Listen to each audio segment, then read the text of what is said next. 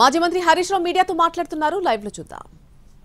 రాష్ట్ర ప్రజలందరికీ అర్థమయ్యే విధంగా పీపీటీ ప్రెజెంటేషన్ కూడా ఇవ్వడం జరిగింది. సరే, రాజకీయ దురుద్దేశంతో కాంగ్రెస్ పార్టీ ఈ కమిషన్ను ఏర్పాటు చేసిన న్యాయ వ్యవస్థ మీద, రాజ్యాంగం మీద పూర్తి గౌరవము, విశ్వాసం ఉన్నటువంటి పార్టీ బీఆర్ఎస్ పార్టీ. ఈరోజు జస్టిస్ ఘోష్ కమిషన్ మమ్మల్ని పిలిచింది కనుక ఈరోజు కమిషన్ ముందుకు వెళ్లి ఇంతకాలం కాంగ్రెస్ పార్టీ చేస్తున్న దుష్ప్రచారాలన్నీ కూడా వివరించి వాస్తవాలన్నింటినీ కమిషన్కు తెలియజేస్తాం. సో మా దగ్గర ఉన్నటువంటి పూర్తి సమాచారం, అన్ని విషయాలను కూడా కమిషన్ దృష్టికి తీసుకువెళ్తాం. గత కొంతకాలంగా కొంతమంది వ్యక్తులు, కొన్ని పార్టీలు వాళ్ళు ఉద్దేశపూర్వకంగా బీఆర్ఎస్ పార్టీ మీద రాజకీయ కక్షతో బురద జల్లేటువంటి ప్రయత్నం చేస్తూ ఉన్నారు. వాస్తవానికి ఒక ప్రభుత్వం విద్వేషంతో కాదు ఆలోచించాల్సింది, వివేకంతో ఆలోచించాలి, విజ్ఞత ప్రదర్శించాలి.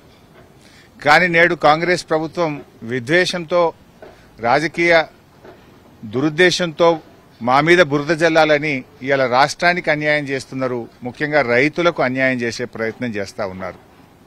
నేను ఒకటే కోరుతా ఉన్నా, విజ్ఞత ప్రదర్శించండి, వివేకంతో ఆలోచించండి.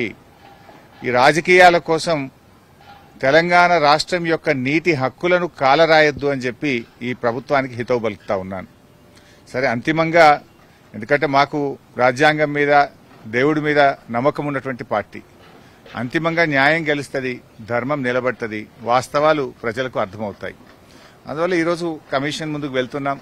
కమిషన్ మమ్మల్ని అడిగిన ప్రతి ప్రశ్నకు పూర్తి స్థాయిలో సమాధానాలన్నీ కూడా చెప్తాం, వాస్తవాలన్నీ కూడా వివరిస్తాం. మా దగ్గర కొన్ని డాక్యుమెంట్స్ ఉన్నాయి, ఎందుకంటే మేము ప్రభుత్వంలో లేం.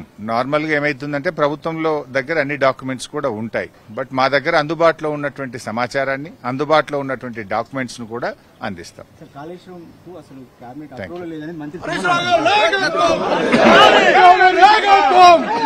Harish Ravu